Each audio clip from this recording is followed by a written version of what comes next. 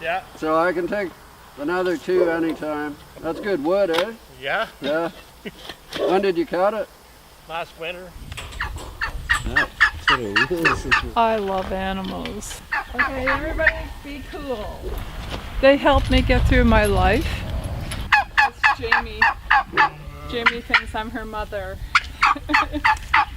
People get a lot of solace and comfort out of communing with animals. They don't talk back, they just seem to listen. That makes you feel really good. I've always wanted to help them back in some way.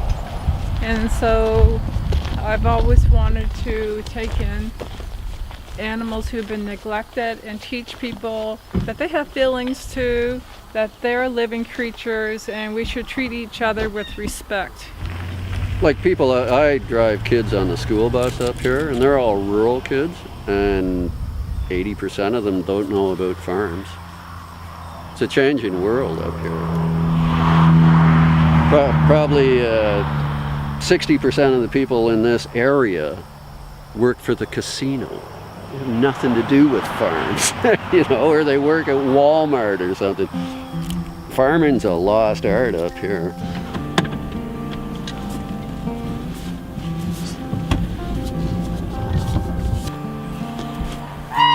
Judy and I have always liked farm museums. We've liked farm traditions. That sort of stuff is really being lost these days. Farms are becoming factory operations. The family has been supplanted by the corporation. He's a Clydesdale. He's from Riverdale. We heard that he was going to auction. So we went to auction and bought him when we moved up here, and he's lived here ever since. This is Forrest, my escape artist. You leave him alone. Come on, Forrest. Chester, no. Chester, no. Chester. Come on, you sneaky thing, you.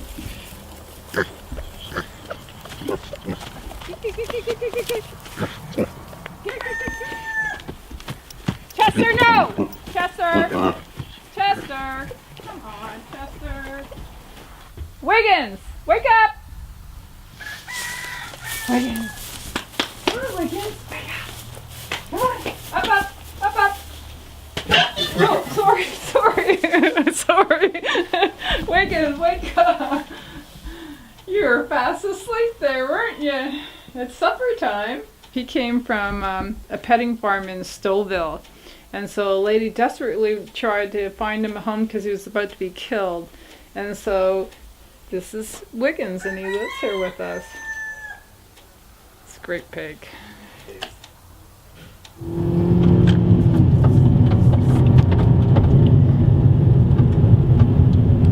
It's nice having a sanctuary.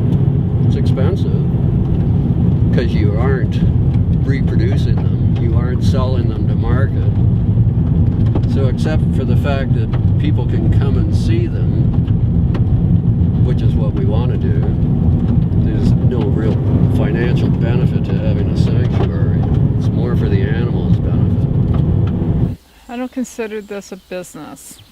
This is from the heart. And we take them in very carefully, because if we took in too many animals and couldn't afford it, we're private, all the animals would suffer for lack of finances.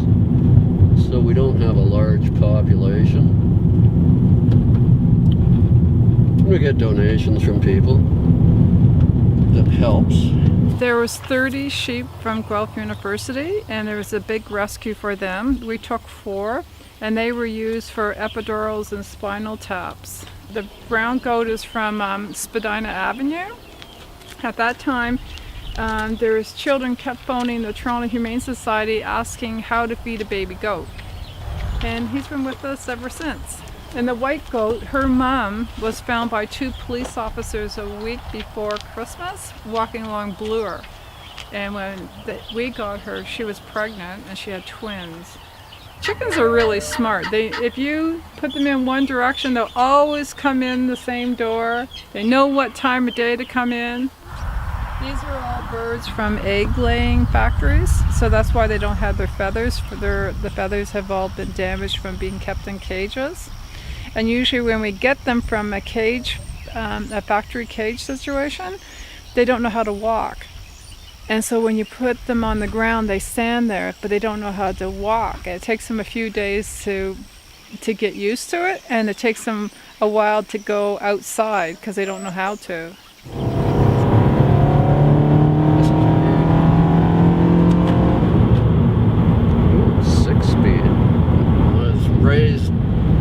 Quaker. One of the values in Quakerism is pacifism. Although I'm not actively religious now, I've always retained the pacifist nature of their teachings. And I believe everything you do in life should be approached from a pacifist point of view. Whoa. Oh, watch. Oh, because of him. Forrest, are you up to no good again? Animals help, they're particularly helpful for people with depression, with people with disabilities, behavioral problems. They trust you. If you treat them nicely, they will respect you for that. You treat them meanly, then they're just truthful. And it's just all a matter of how we should be treating each other. Helping people, treating people with respect. And I can get that from animals. And I enjoy being with them, more so than people, I'm afraid to say, because they appreciate what I do for them.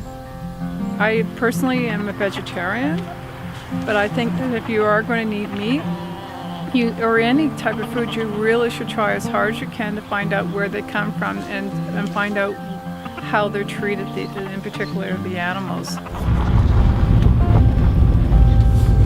Yoo-hoo!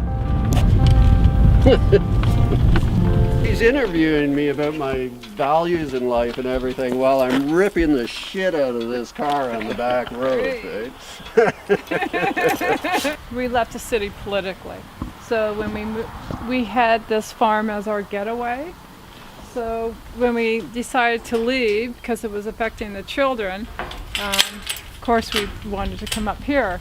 So we moved up here and realized we never wanted to work for anybody ever again after what we had gone through. And we decided to fix up our garage.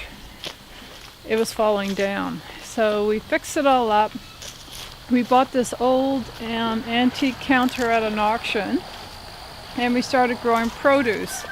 So it became our produce stand. So the store has grown, and our olives are really popular. We started baking in memory of people, like our butter tarts are in memory of Mrs. Waldron, who was our head church baker, and she was just like the best woman ever. Her house was always open to anyone. We try to look for traditional things that we had when we were kids, like the tin toy collection, the Chinese finger traps, and all these little things that we had growing up, and the same as the nostalgic candies and that. We're trying to bring back memories and family fun and keepsakes. And the store supports the development of the farm sanctuary. So it's an important part for us to keep the farm sanctuary alive.